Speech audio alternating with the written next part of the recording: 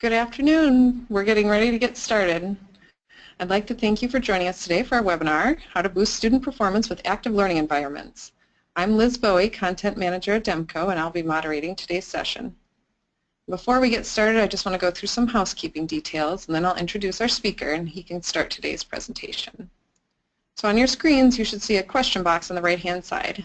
If you have a question or you're having technical difficulties, please use the question box to communicate with us.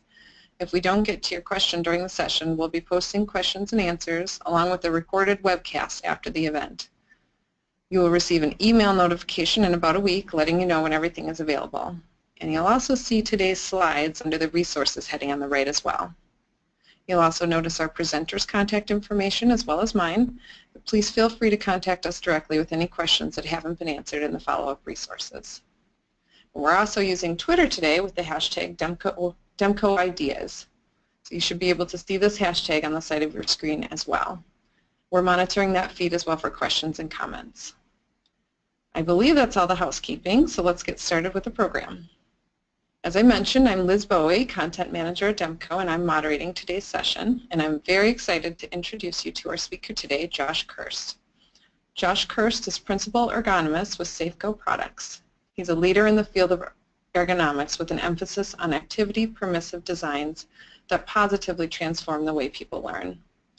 His design experience spans a variety of environments, including manufacturing, laboratory, office, entertainment, and educational settings. Josh holds a bachelor's from the University of Michigan in industrial engineering, and he is a certified professional ergonomist, certified industrial ergonomist, and a member of the Business and Institutional Furniture Manufacturers Association committees for office seating, lounge and public seating, and educational seating. He's also a noted speaker and most recently presented at the 2016 Ed Spaces and 2016 Blue Ribbon Schools of Excellence conferences. And we're very excited to have Josh here today, and we're also excited that 3 lucky registrants will win an active seating piece from Safeco, and we'll be announcing those winners at the end of our webinar. Right now, we're ready to begin today's session, so Josh, you can get started whenever you're ready. Thanks so much, Liz. I really am excited to present to you all today. We've got a lot of information. This is jam-packed. In fact, if you're just logging on, you will actually get a chance to participate in the webinar as we go forward. You know, today's topic is, I should probably give you a little background about myself that Liz didn't mention. So I'm the product of 2 educators. Both my parents, my dad was a university professor, my mom taught art. So I got to see sort of the benefits of that both sides of the education, both being a student and seeing them. And you know what I really want to share with you today is that there are ways and distinct ways that we now know that can improve learning. And it goes beyond just sort of what we do in terms of materials and specifically not just the technical equipment, but actually the physical work environment. This can have positive impacts in terms of what we're going to see of classroom management, how the health and wellness of the individual student is affected, student engagement, and the ultimate holy grail will address the question of, does this have any effect on academic performance? So I've really categorized this, and to make this easy to remember, I want you to think about the term apple. And so apples are pretty prominent. We give a teacher an apple a day, you know, keeps the doctor away. Apple in this case stands for Activity Permissive Learning Environments, and I'd like to cover 4 things today. So let's just see how the problem really is, what is the state of the current problem, and how are the ways in which we're teaching children, young adults, and how does that relate to the environment in which we're teaching them in.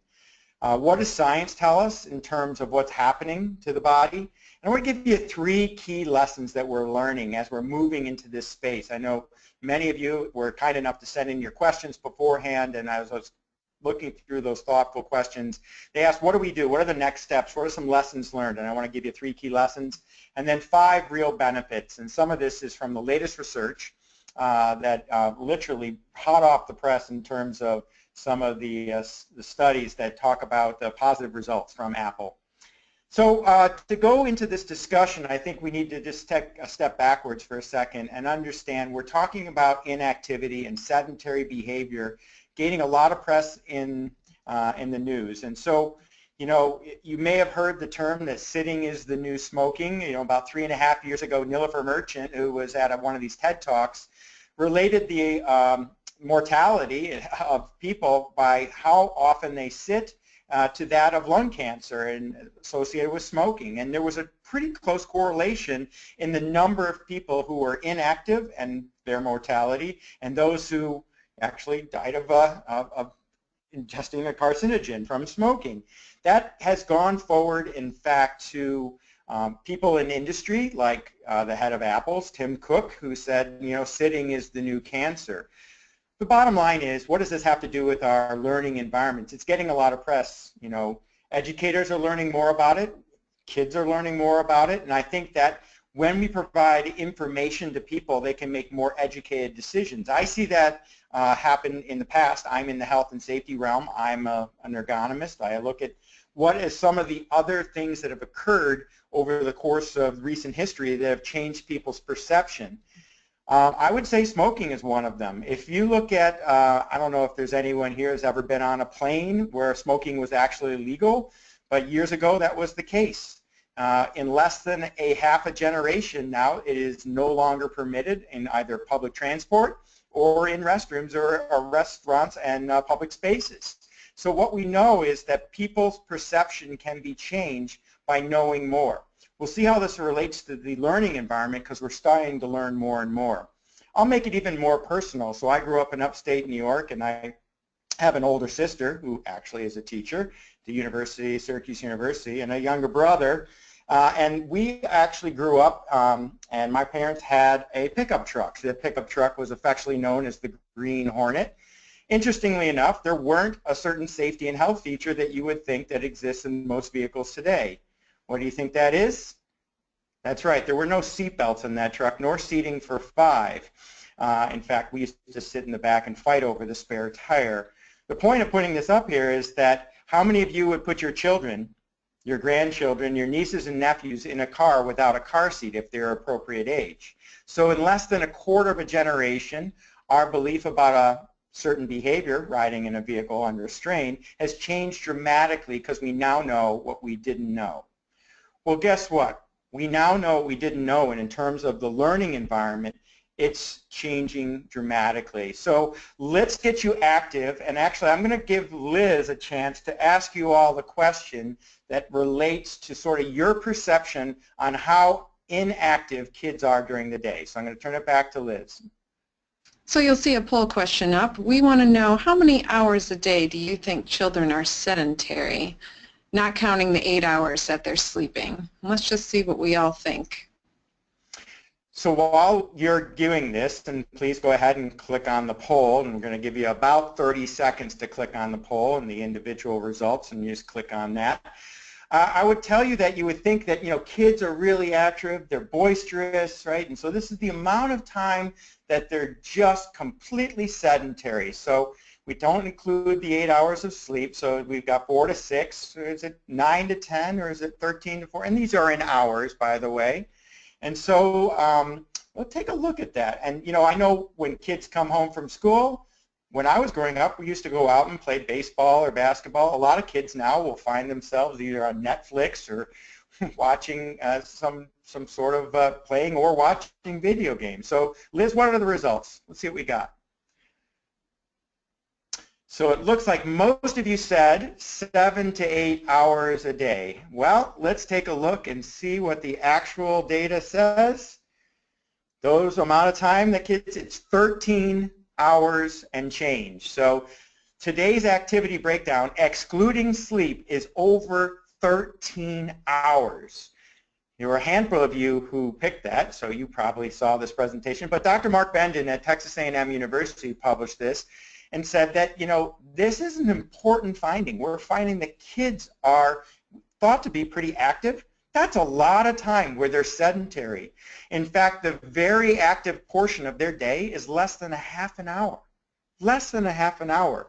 We relate that to sort of the adult population and the and where many of us spend our days in our jobs, that the amount of time that we spend sedentary has gone up 80% since when I was born, and now accounts for about half of all jobs. And adults spend about 15 hours a day, non-sleeping time, absolutely sedentary. So this is really an important item, and I think it accounts for one of the reasons why this is an important topic for us today and why the sign-up for today's webinar was so great. How many of you have seen the loss of physical education in the schools, right? So less than 2% provide daily fit PE. You know, we see a lot of activity where kids are just not that active anymore, and we know the health benefits of moving around during the day. So how can we balance this? And we look at some of the things that have happened. And on this little slide I'm sharing with you over the last 2 centuries. And what we have here is a little graph that shows you intake, and that's how much calories and food I take in. And we've seen that line go up and up and up. And then the red line on the bottom, unfortunately, is how much energy we expend.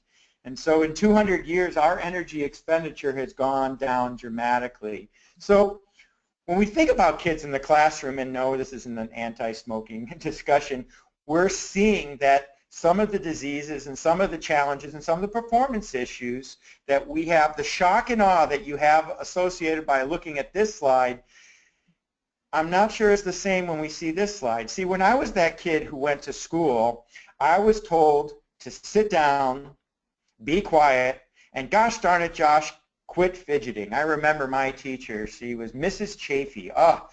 She was sort of a 6'4" Barbara Bush. Just give you a visual on that. And I had the hardest time concentrating because I wanted to fidget. And today, we are in a position where kids in the classroom have much the same furniture when you and I went to school. The only difference is in many cases that they no longer have lockers, so that they have to carry around all their books like a Sherpa on their back. You know, so we really know that these kids, and specifically when we talk about schools and how they're measured for performance and graded on that, they really aren't providing kids the optimal opportunity for success. So we see at least American Medical Association recently passed, and that's 3 years ago, passed a policy so that actually said prolonged sitting, particularly in work and educational settings, can cause health problems. This isn't just contribute to, this is a public health statement that says we need to give kids alternatives and adults alternatives to sitting all day to create a better working environment. So if I were to poll the group, I'm pretty sure that if I said, how many of you would believe there is currently in place a public health policy warning against the risks of sitting? Well, I sure didn't know until I found out the AMA had sort of gotten onto this agenda. And that's why we're seeing kids in the classroom and why that's so important, to give them an opportunity for movement.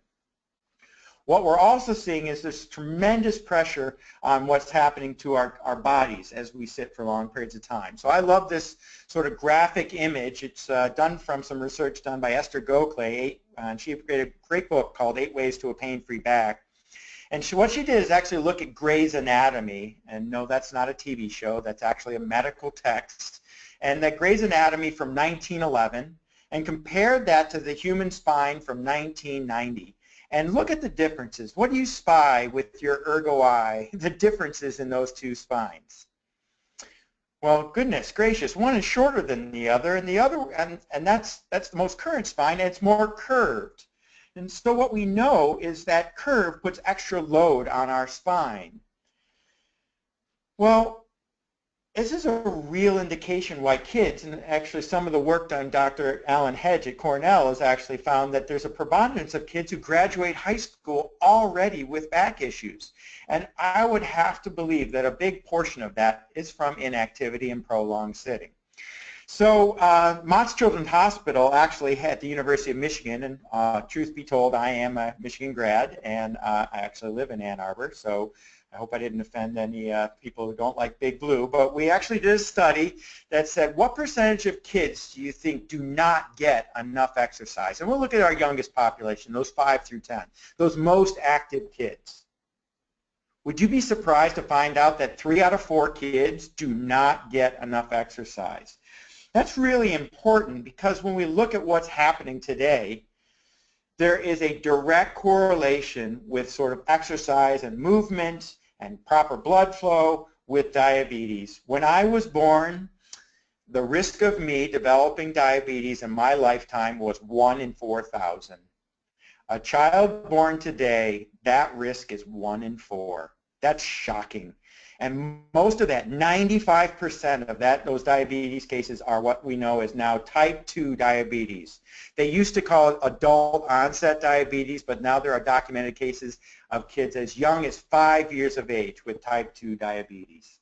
And so what we really want to make sure is we look at this health issue and understand how does the health issue relate to my physical workspace, to my classroom, to my learning commons, to my library. What does that mean in terms of academic performance?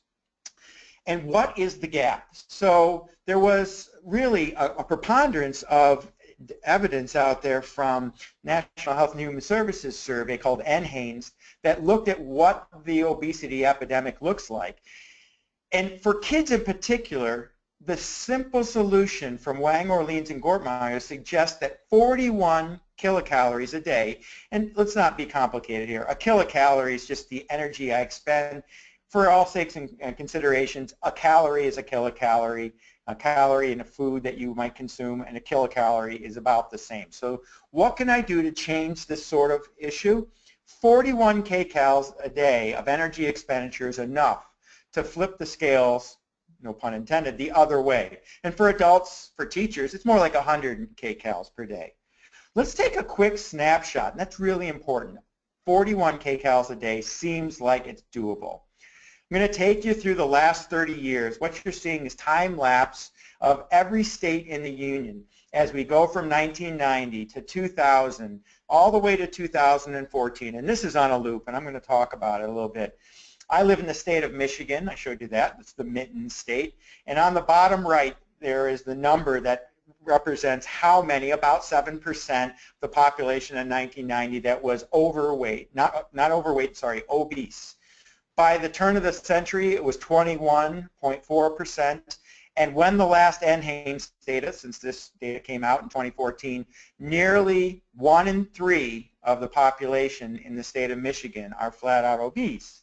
So the solution to this might be, eat less, exercise more. And I know a lot of teachers and administrators that I talk to have healthy choice options for food, and we're seeing that a lot. But unfortunately, a lot of what's happening is kids are eating more, and we're seeing PE and exercise happening less. They're not having the time to do it. They're not doing it.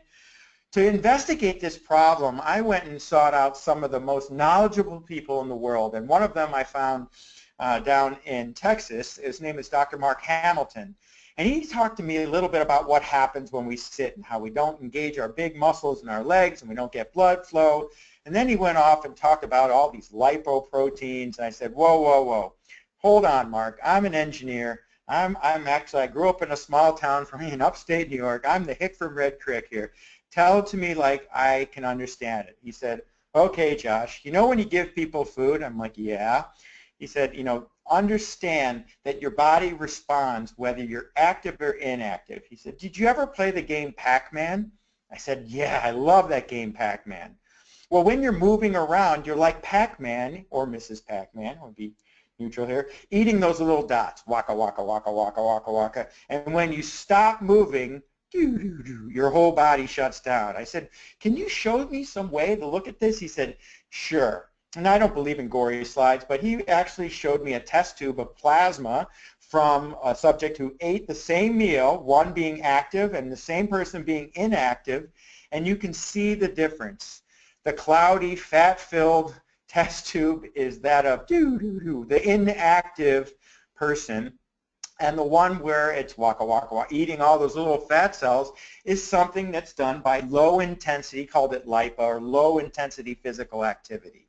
I said, okay, Mark, you got me up off my chair, and if you're not up already, I'm addressing you today from a standing desk, and I'm really feeling active. But it's not the kind of active movement that causes you to sweat. He said there's a really neat solution to this. I said, cool, what is it? He said it's NEAT. NEAT is an acronym. It stands for non-exercise, I like it already, non-exercise activity thermogenesis. You know, I said, okay, hold on, that's a big word, thermogenesis. Tell it to me. He said, okay, do you ever remember the story of the Aesop fable of the tortoise and the hare? I said, yeah, that was actually me. I used to bike into my ergonomics consulting firm, sit down at a chair all day, and bike home. I was a couch potato, except I had this little burst of activity, living my life like the hare. I mean, and you know, that's not what we're talking about here. What NEAT is living your life like the tortoise, slow and steady, some small fidgeting, and it's that non-exercise. In fact, my personal story is I went from that active couch potato about 4 or 5 years ago who was biking into work and sat all day and biked home, who was about 205, 210 pounds, to the person I am today. And if you watch carefully, I'll show you a before and after, because NEAT has been really the key to that. And the NEAT is just that small fidgeting. If you ever know somebody like twirls a pen, or a student that flips a coin, or is tapping their foot, that's all kind of NEAT. It's non-exercise thermogenesis. So your body does either this exercise or this non-exercise activity. 2 centuries ago, the average person generated about 2,000 kcals a day of NEAT. Today's administrator, teacher, or principal that you see listed here generates about 700. So about 2/3 less. Why is that important? Because NEAT, when we're able to build it into the classroom, and I'm quickly going to show you some examples of that, we're going to actually see how that can actually help you. So when Mrs. Chafee, that very prominent figure in my educational background, told me to sit still and concentrate, she might have actually been better served to told me to fidget, because I'll actually focus a little bit better. Dr. Mark Rapport actually and his UCF team basically looked at this with some folks and some kids who were half were ADHD and half without. What they found is both groups used movement to help them focus, but the ADHD group moved a lot and absolutely was essential for them to be able to gain sort of a self-regulation. So he basically shared that it's much like a teenager needs movement, just like I need coffee to start my day, so that fidget to focus. And so we see that happening with everything from fidget bars under the base of desks to under the desk surfaces that I can touch and fidget. I actually just finished a product design with a little like anemone fingers underneath the desk that are tactile, to ability to walk around and read. And Dr. Roland Rutz basically has trademarked this or registered that whole fidget to focus, because it can be any senses. It can be tactile. It can be all kinds of things. It's what we call a modulation of a dysregulated system. And it really does allow sustained focus and allow kids to get into that zone with persistent use. So I encourage you to think about that, and if you haven't ever picked up a text by Fidget to Focus, it's a great book.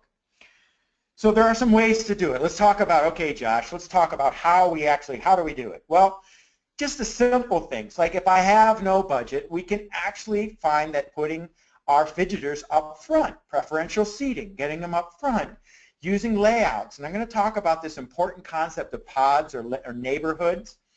I don't know how many folks are out there have used sort of fidget tools, whether it's a bumpy cushion or, you know, Rubik's Cubes, but now you can see some of the kids reading here, they're reading their cards, using wobble boards, active seats, and we'll show you some examples of that, standing desks. The whole idea of makerspace and learning commons are part of that as well. So there's a really nice change that's happening out there in the world that really identifies, and I think learning commons or the library area is a great place to start. So let's get down to the meat of what we're going to talk about, Josh. What are the 3 lessons? 3 important lessons, and what were those 5 important benefits? Well, here's lesson number 1. How many of you have seen a shift in the way that we're teaching kids, and are you're teaching your kids if we have educators out there. So pedagogy is basically the art and science and profession of teaching. As the product of two teachers and the sibling of a teacher, I hear a lot about how that's changing. The biggest thing is sort of the active learning model. And so we're seeing that happen where instead of what I call the sage on the stage, it's more the guide by your side. And that's more student participation, more discussion. If there is one acronym I've been hearing a lot about, it's PBL, right? So it's project-based learning. Getting kids to work together. Project-based learning means we come together, we break up in small teams, we have all the skills that are needed. In fact, they mirror very much what I see out in industry as well. Project-based learning. So we may have some of the folks on the webcast here today that actually have been to South by Southwest and the EDU conference. Over the course of the last year, we've been working with surveying some of these educators to find out what they feel are the most important elements to succeed in the classroom from a teaching standpoint in the next 5 years. What they said is, Josh, never in the history of education have we seen it change so rapidly. It's blended learning. You know, it's a combination of instructional, project-based learning. It's personalized, and it's differentiated for each student. So I had the unique opportunity to work with the IBM Watson team that's whole quest is to learn how kids learn before we create a curriculum. It's pretty insightful. As well, being adaptive, individualized, and also flipped so that we can understand that I may have you do work outside of the classroom and come back and report on that. There's also this concept about getting kids into, and I'm going to use a term that may be new to you, but it probably is more common than you think. It's called stand biased. A stand biased environment you've seen now if you go to an airport, you might see some desks are low or some of the tables are low. Some of them are high. If you go to a restaurant, it'll ask you, do you want bistro height or a regular height or a standard height seating? In a lot of areas, stand biased is much like my kitchen. You know, I stand up and do the dishes. It's a stand bias environment. And that allows students to move between formal and informal, and they're doing that real, and now there is the virtual environment. So there are lots of different ways, and we can see some of those environments. And so active learning, goodness gracious, active learning requires an active workspace. And so that active classroom, and we're going to talk a little bit about that layout, is pretty important. So let's go through some of the elements. So what I basically have learned from you all is that it's project-based and it's group-based. This drives participation, and it gets me, based on this problem-based learning, we've seen this whole evolution of sort of meeting space and fab labs or maker spaces. You know, we've seen that carry on to sort of adult education and pathways for a whole student approach. And I think this is why it's really important. So while the active learning, active classroom and project-based learning is great for kids, it also matches what we see out in the adult working environment. And it's part of that whole student approach, because these lessons that they learn, what kids learn in the first few grades and through middle school, carry them throughout their whole life. So that goes from health education to understanding how I actually involve in this whole idea of lifetime learning. And so I really want to tell you that the active classroom, the active learning approach, and the whole student message is really critical to this. So lesson number one, the way we're teaching kids is different today, and so shouldn't form follow function. Lesson number two, we want to prioritize physical changes over technology upgrades. So I think we're probably at the time and get you more active to bring Liz back in and give you another poll question. So Liz, why don't you fire off with your question? Okay, great. I think our audience is going to have some unique insight into this. If you could select what you think is the average age in years of classroom furniture in the U.S. today. You can see your choices there. Yep, so we're going to give you 30 seconds or so. So click your button, click, click, click, away you go. So the average age of the furniture that's out there. So I recently was engaged for a project as an ergonomist. They asked me to involved in something called Classroom of the Future. And this is a really exciting activity. It involves some of the folks at IBM Watson and some of the other folks that are looked at curriculum development and design. The tri-state area where I was working with this group had identified that they had a budget of about $7 million for multiple schools that they're going to make this change happen. Intriguingly enough, 3/4 of that budget, right, over $6 million, was spent on IT. I understand tablets and the speed of my broadcast is important, but you know what? It's really important to have the physical environment. So what are the results here, Liz? Can you take a look? Let's see. It looks like the majority of our audience thinks about 21 to 30 years is probably how old the furniture is in their schools. Okay, so what is the answer? Well, the answer today for the average age of classroom furniture is 48 years of age. 48. So it was new when I was an early adolescent, right? So my goodness. We're seeing states across the country put major initiatives. So I'm going out to California in about 2 weeks to participate in the CASH conference, which is basically facilities designed for the classrooms in the state of California.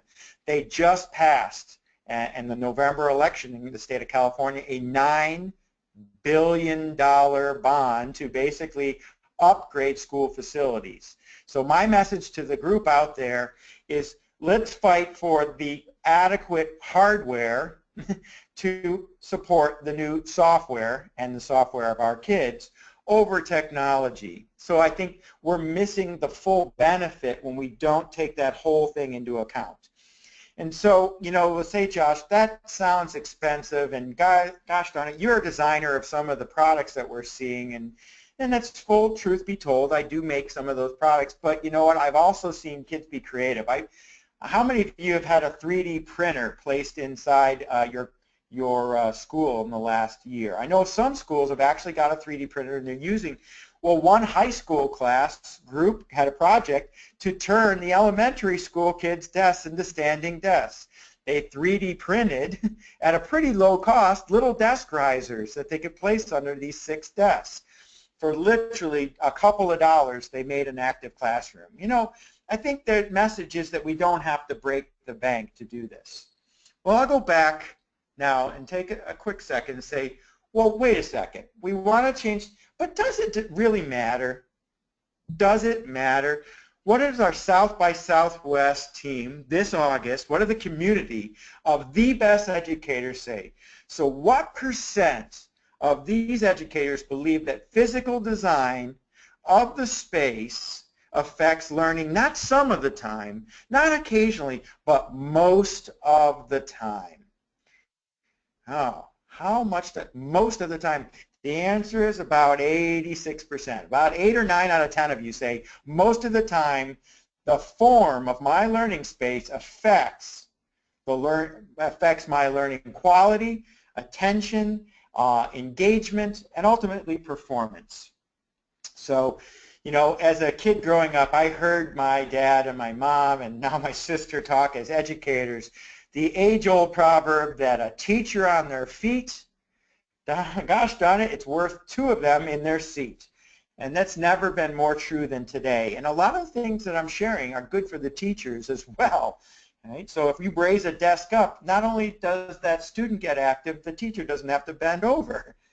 When we look at what are the important characteristics, the really important characteristics, and this is an infographic, again, from my South by Southwest EDU community from the summer. The number one thing they said is collaborative. The bigger the word, the more important it is, right? Flexible. So if my lesson plan changes, guess what?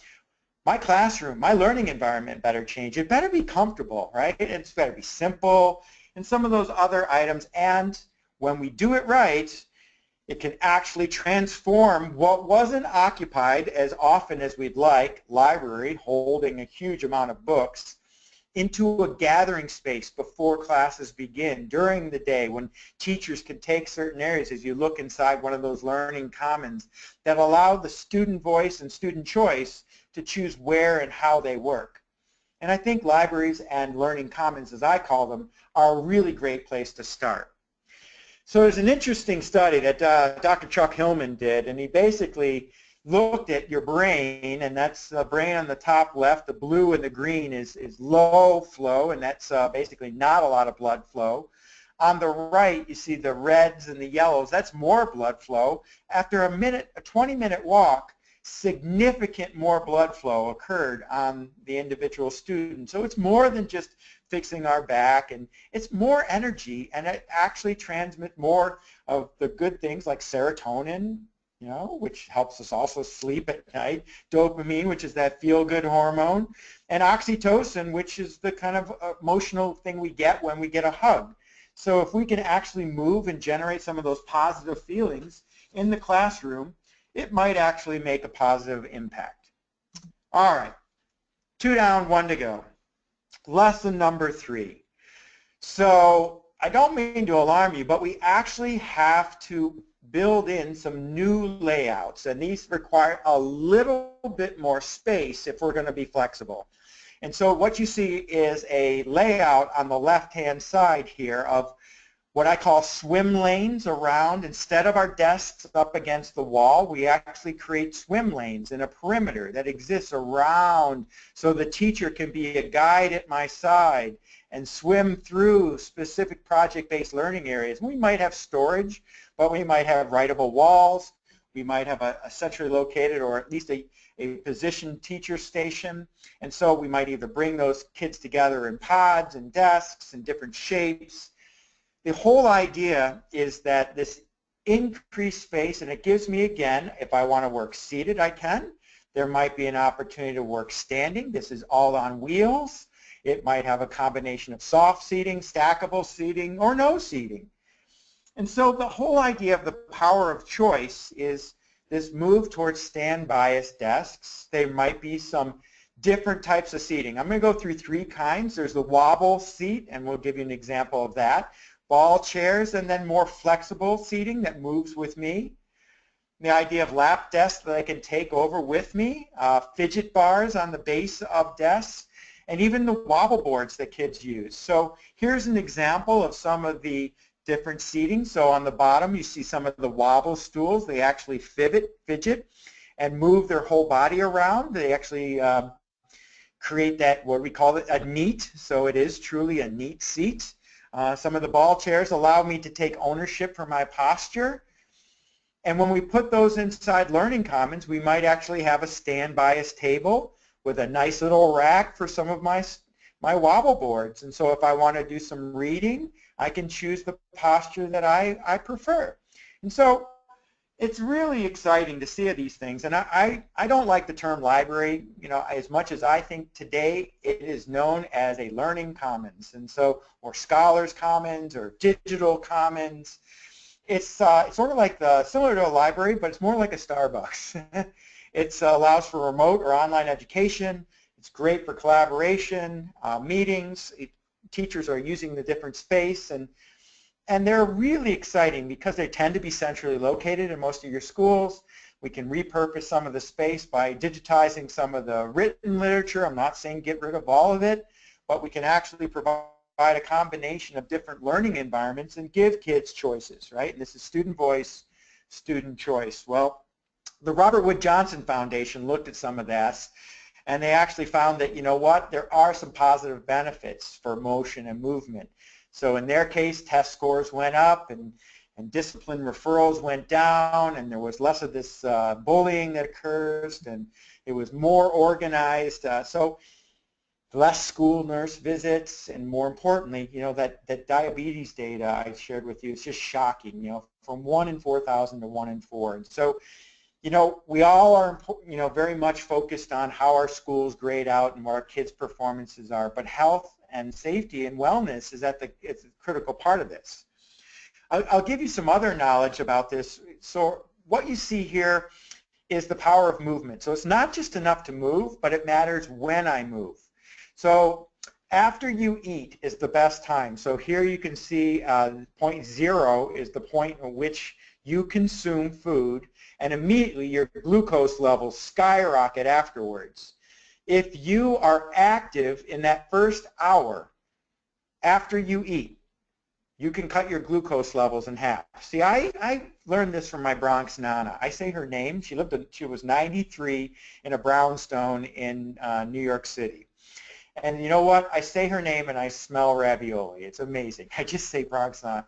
But you know what she taught me? After we ate, we walked in the neighborhood. We took a walk after we eat.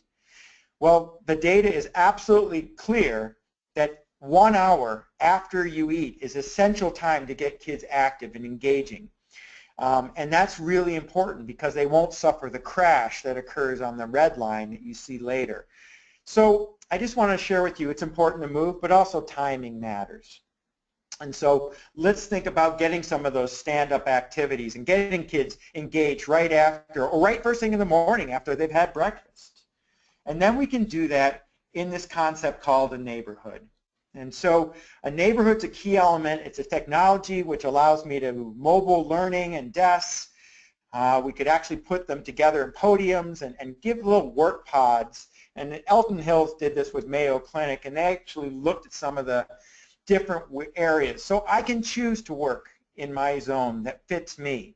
Again, student choice, student voice, student choice. And so this is all part of sort of the evolution of the way we're teaching kids and the way the kids are learning. I want to take a moment, and I am an engineer, I am a science guy, I am a geek, to share with you what's happening in terms of the field of science. So, you know, as a 30-year practicing ergonomist for 25 years, I sat in that chair all day and thought the goal of ergonomics is to make you all so comfortable you never moved. Yikes, that comes with some unintended consequences.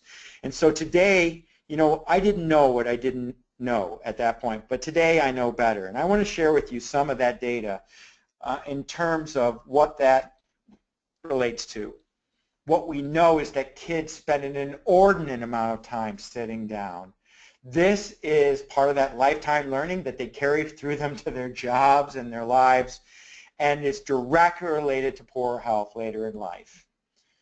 You know, I know when I went to school, it was rote memorization, trying to have desk after desk, and I know I was so excited when I went off to my day at school. I was a guy with a lot of motivation, but I would come home and not have the same energy. I don't know, you know, inactivity plays a role in that. And so, you know, when you have a kid who's getting ready to go for school, and I know there's any number of things that can happen, a lot of the things that the Robert Wood Johnson Foundation found, whether it's bullying or I don't feel so good, or I didn't feel engaged. But how do we flip the script on this and make that so I come home more energized and actually take that through lifetime learning? I think that's really important. That's what these activity permissive, and again, we're permitting kids to learn in different ways.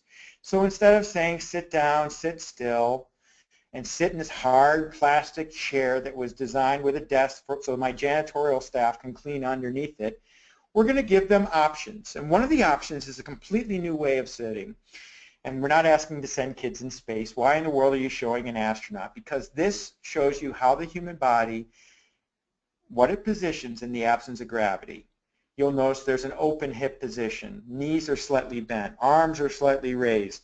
A very neutral, this is what your body's neutral position is in gravity. Kind of like Josh, me, riding a Harley with highway pegs, right? And what we're seeing is a line of seating, like the fidget seats and some of the different wobble stools, and perch or semi-standing seating become available. Well, it pains me to say this as a Michigan man, but some of the best research is coming out of the Ohio State University. And Dr. Bill Maris at the Spine Research Institute looked at what are the effects of sitting versus this middle posture of semi-standing or perching, and also full standing. And I'm not going to bore you with all the details, but what he did find is that over the course of an hour, my body goes less and less and less. And I call this my Goldilocks and Three Little Bears slide. So this porridge is too cold. There's not enough activity. The CI stands for co-activation of my muscles. It really isn't important, but it just means activity is going down. Over on the far right is standing. This porridge is too hot. Kids move and move and move, and adults move and move and move until they create something called discomfort-induced movement. This porridge is just right, and that's the perching or leaning where my body moves and relaxes and moves and relaxes and allows me to do that neat fidgeting in a sustainable fashion. This is a critical finding because this came out last year, and this is part of what we're calling the self-regulated learning space. So Greg Manega, a Canadian teacher, talked about giving kids the ability to wiggle, giving them options, giving them choices. Movement is the key, whether it's a wobble stool or the little portable stool you can see that actually telescopes out, and I can actually take that outside, so whether it's a stick seat that you see on the right, or any of the other types of seating that goes with a traditional desk. Hey, some of these movements are a little, some are a lot, some are a tremendous amount. So we do know that kids want to move, and I did mention that they should move after they eat. I also mentioned, I get asked the question, well, should I stand all day or should I sit all day? Listen, you shouldn't do anything all day. If you only remember one thing from this webinar, is that the best posture, the absolute best one, is always your next one. And so if I can switch up 20 minutes of sitting or leaning or perching with 2 minutes of movement followed by 8 minutes of standing, that's a half hour. If I break that 30 minutes into 22 and 8 and take that over a course of a day, that's a couple hours of standing, about 45 minutes of movement, and still a whole bunch of sitting. We can get kids options. They can actually be more engaged. They might actually be some no-cost options like this classroom in Malaysia, which they basically just get up and start their day by singing. In some of our K through 5 classes, some of that movement is the traffic stop game, and they learn some of the other life skills. So this doesn't have to break the bank, and there's some really cool things that are happening, and I've learned from some of the educators out there. So I'm going to give you the third and final poll question. Liz, why don't you go ahead and read off what the last question is, and while you're doing that, I'll let you read the question, and then Great. Well, after all that great information, let's find out what our audience thinks are the research benefits of activity permissive learning environments. And you can make your selections. So while you're filling those out, think about some of the elements we talked about. Yeah, are we fidgeting? Is there student engagement? What about test scores? Do my classrooms, are they more manageable? So what did we find, Liz? Here I'm kind of running short on time, so I'll need to speed it up. What were the answers? Looks like we have a smart audience. They chose all of the above. Ding, ding, ding, ding, ding. You're right, all the above. You guys are so smart. So for the first time, so take a look on the bottom. I've cited this reference. In October of 2016, that was Halloween of last year, first time we've got the first study to look at a large multi-school, multi-grade level cohort of classroom management, more engagement, I think those two are linked, positive health for kids, cognitive functioning, and academic achievement. Let's take a deep dive into each of those, a little bit more detail. So when we looked at one group of 374 elementary school kids wearing what we call research level Fitbits, we found that the overweight kids got the biggest benefit. They were actually the ones who needed the most, and they got the most. That's really cool. Here's an example. So on the left-hand side, the blue bar, and it's so BMI category is category 1, category 2, or category 3. Category 1 are ectomorphs, or I'm sorry, they're skinny kids. Category 2 are moderate to somewhat overweight kids, and category 3 are flat-out obese kids. And on the left-hand side, you see the mean intervals on task. This is active engagement. So our highest engagement, if we just look at the green line, it's category 1 and 2 are statistically not different. Our obese kids are not as engaged. But we look at the blue line, which is the stand biased desks, not the control group. The control is standard desks. Green is standard desk. Blue is standing desks. The treatment group, the obese kids outperformed their skinny mini counterparts in a seated desk. over the course of a couple of years, we actually had parents come, and the researcher, Dr. Mark Bennett, said complaining that their kids weren't given the opportunity to participate in the standing desks because they were the control group. Dr. Bennett actually found out that this was actually about a 5-point BMI, body mass index, reduction. So instead of seeing a 2-point increase, we saw a 3-point decline. That's cool. That's 5 body mass index points, which adds up to about 5 miles a week. 5 miles a week for kids. Well, that's really cool. So this BMI level, about 15% more calories burned. That's really cool. And there's the calories burned. And we looked at grade 2 and grade 3 and grade 4. You can see it's about 15%. Again, blue, stand bias desks, and green, you know what, we're not asking them, those were the seated desks. And the stand bias desks did have a chair available for them, so they could alternate between.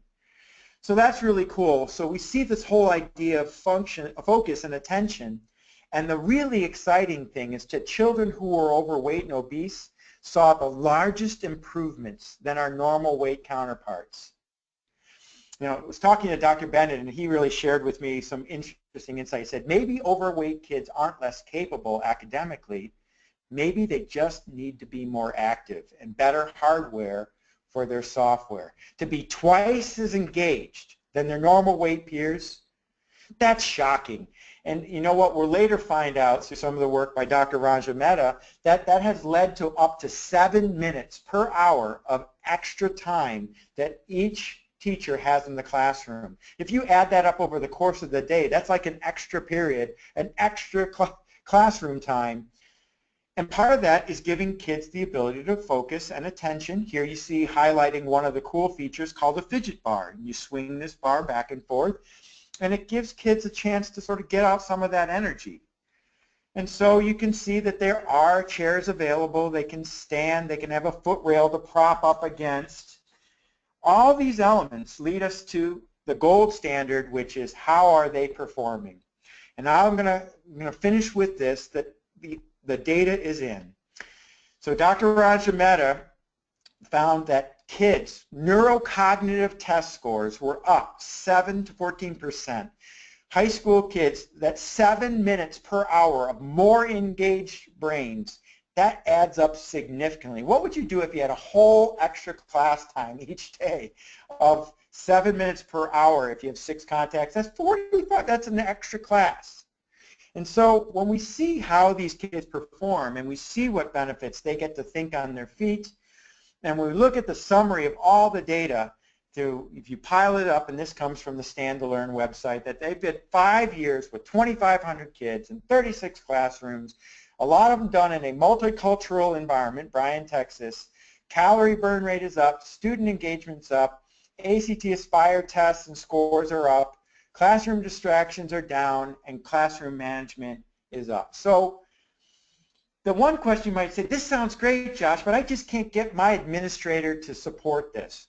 Well, there is hope. I'm going to follow up and answer some of the questions that you posted and give you some resources. One of them's right now. It's called standupkids.org. It's a not-for-profit organization. It was started by Kelly and Juliet Sterrett. I'm an active member in that group. It's basically the mission. They actually co-founded CrossFit. And the goal is to get every public school child at a standing desk in the next decade. And so we're going to fight this pandemic, which is what it really is, of sedentary lifestyles and activity to better reflect 21st century educational goals. So it's really exciting. I ask you to check it out. They actually have matching donor choice funding sources. So if you're a public school, you can have access to that. I also know at the end I've asked Liz to mention there are some Demco resources that you can actually tie into as well. So I hope you've seen that activity permissive learning environments, an apple a day, is really, there is significant evidence to indicate that sedentary lifestyles and the way kids are learning are some of the forces in play. Scientists tell us that we know more. We know that the stand bias, some leaning and perching seating, giving kids options and choices, some of those 3 key lessons, right? So the way we're teaching kids is changing. right? Active environments, the whole idea of these more open and flexible work environments, and some of those 5 benefits are really important. I mentioned I've personally experienced a transformation moving to a more activity permissive learning environment, and I'm just a big kid. On the left is the before, 210 pounds and about a 39-inch waistline. As an ergonomist who's worked closely for 25 years helping develop a lot of the products that are out there, the last 5 years I've gotten up off my backside, and I can tell you today I'm a 34-inch waist at 180 pounds, and for a guy who has an AARP card, that's really cool. So it's not just good for kids in the classroom, it's good for our educators and good for ergonomists as well. I know there's always people that want to know more. I put together 16 of the best resources and references for you, and I want to open up the opportunity to ask any questions. So Liz, were there any questions from any of the group that we've identified? We do have a few questions, Josh. Thank you so much for that presentation. We have a few questions from our audience. The first one is, could you tell me what's the best approach for different styles of users in the same space? So I think what they're looking for is maybe students who might prefer to sit in different types of seating. That's a great question. So if I heard you, what's the best way to, so I look at this like how a community planner would look at any environment. So in my town there's a residential area, there's a commercial district, there's a warehouse, and there's an industrial area in Ann Arbor. I think schools and classrooms and learning commons are much the same way. I would pick a collaborative area. I would do it in 4 areas. I would have a collaboration area where we engage kids to talk and interact. I would have a heads down quiet learning area. I would have a more soft seating social area that they could have, and then a directed learning space. So again, give kids the choice. In many cases, furniture and that's flexible, that can reconfigure is critical to that. But there's no one right way, and remember, the best posture is your next posture. Great question. That's tough. Time for one more? Thank you, Josh. I think we're actually going to have to wrap it up for today, but I do want to remind everyone that they will get the full Q&A emailed to them next week with a link to the archived webinar. So those resources will all be available to you. And I do want to thank you, Josh, for sharing your knowledge and your research today. And I hope that everyone has been inspired. I know I've been inspired to get out of my desk seat more often, much more often now. And as I said, a recording of the webcast will be available on Demco Ideas and Inspiration website, and you'll be receiving an email with that. And you'll also have resources like the Demco Free Grant Search database that will be listed there for you. You'll also be receiving a survey at the end of the webinar to let us know how we did. So if you could take a few moments to give us your feedback, that would be great. And I do want to announce our lucky winners today of our Safeco active seating products. The winner of the Safeco Runts Ball Chair is Mary B. from Bethalto, Illinois. And the winner of the Safeco Zenergy Swivel Ball Chair is Christine E. from Chappaqua, New York. And the winner of the Safeco Twixt Active Seating Chair is Mary K. W. from White House, Texas. And congratulations to all of our winners, and thank you again to everyone for joining us today. Have a wonderful afternoon.